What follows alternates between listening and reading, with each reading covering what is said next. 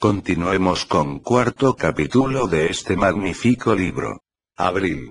Para mediados de mes la última de las nevadas se había transformado en una lluvia torrencial y algo sorprendente sucedió en Tarker's Mills. El campo comenzó a cubrirse de verde. El hielo en el abrevadero de Matty-Tettingham se había fundido y las manchas de nieve que habían quedado sobre el camino del bosque, llamado el Gran Bosque, habían comenzado a derretirse. Parecía como si el viejo y maravilloso juego de manos que convierte el frío en verdor y calidez fuera a suceder de nuevo. La primavera estaba a punto de llegar. Los habitantes del pueblo celebraron el acontecimiento, pese a las sombras que habían caído sobre la aldea. La abuela Aggie hizo unas empanadas y las dejó en la parte de fuera de la ventana de la cocina para que se enfriaran. El domingo, en la iglesia baptista de la Gracia, el reverendo Lester Lowe leyó parte del Cantar de Salomón y pronunció un sermón que llevaba el título de La primavera del amor de Dios. En un ámbito más secular, Chris Wilson, el mayor de los borrachos de Tarker's Mills, tomó su gran trompa de primavera y dio un espectáculo en la calle, bajo la luz irreal y plateada de una luna de abril casi en plenilunio. Billy Robertson, dueño y barman de la taberna de Tarker's Mills, la única del pueblo, lo vio salir y comentó con la camarera: si el lobo se lleva a alguien esta noche, apostaría a que será Brice. No me hable de ello, replicó la camarera, estremeciéndose.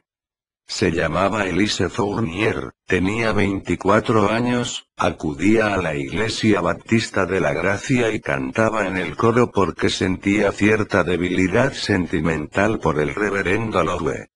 Pero estaba decidida a dejar el pueblo en el verano, debilidad o no, pues aquel asunto del lobo había acabado por asustarla. Había empezado a pensar que las propinas podían ser mejores en Portsmouth. Y allí los únicos lobos eran los marinos en uniforme. Las noches en Tarker's Mills, cuando la luna empezó a crecer por tercera vez en aquel año, eran momentos muy desagradables e incómodos. De día las cosas iban mejor. Para los habitantes del pueblo cada atardecer traía consigo el final de aquel cielo lleno de cometas con las que se divertían los niños del pueblo. Brady Kincaid, de 11 años de edad, tenía una de esas cometas, en forma de buitre y, mientras jugaba con ella, perdió toda sensación del transcurrir del tiempo, divertido al sentir los tirones de la cuerda en sus manos, lo que hacía que su cometa le pareciera un ser vivo, mientras la observaba ascender y bajar en el firmamento por encima del kiosco de la música.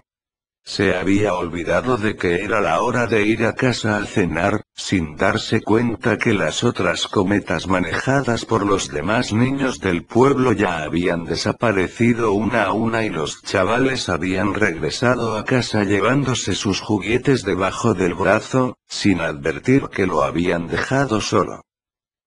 Fue la llegada del atardecer, el avance de las azules sombras anunciadoras de la noche, lo que le advirtió que se había quedado demasiado tiempo. Esas sombras y la luna que acababa de aparecer en el horizonte, sobre el bosque al otro extremo del parque. Por vez primera la luna aparecía trayendo consigo el buen tiempo, una luna turgente y anaranjada, en vez de fría y blanca, pero Brady no se dio cuenta de ello. Solo sabía que se le había hecho tarde y que su padre posiblemente le iba a castigar por ello. Y que se iba haciendo oscuro. En la escuela se había reído de sus condiscípulos cuando estos contaban terribles historias sobre el hombre lobo, que, de creerlos, había dado muerte al vagabundo el mes anterior, a Stella Randolph en febrero y a Arnie Westrum en enero. Pero en estos momentos no tenía ganas de reír. Cuando la luna transformó la oscuridad vespertina del mes de abril en un resplandor rojo y sangriento, Todas aquellas historias le parecieron reales, demasiado reales. Empezó a recoger cuerda para hacer bajar su cometa todo lo deprisa que le fue posible, haciendo descender su buitre de plástico, cuyos ojos ensangrentados destacaban en el cielo que se iba oscureciendo. Lo quiso bajar con demasiada rapidez y, de repente, la brisa pareció quedarse en calma. Como consecuencia de ello, la cometa cayó detrás del kiosco de la música.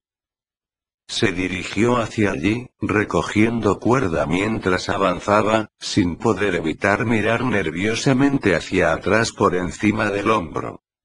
Y de repente la cuerda empezó a resistirse y después a moverse hacia adelante y atrás, como si alguien se divirtiera tirando de ella y soltándola de nuevo, con un movimiento que le recordó al niño el movimiento de carrete en la caña de pescar cuando había enganchado una buena presa en el arroyo de Talquer, más arriba del molino. Miró hacia adelante cuando la cuerda se quedó floja. Un rugido llenó la noche de repente y Brady Kincaid gritó. Ahora creía.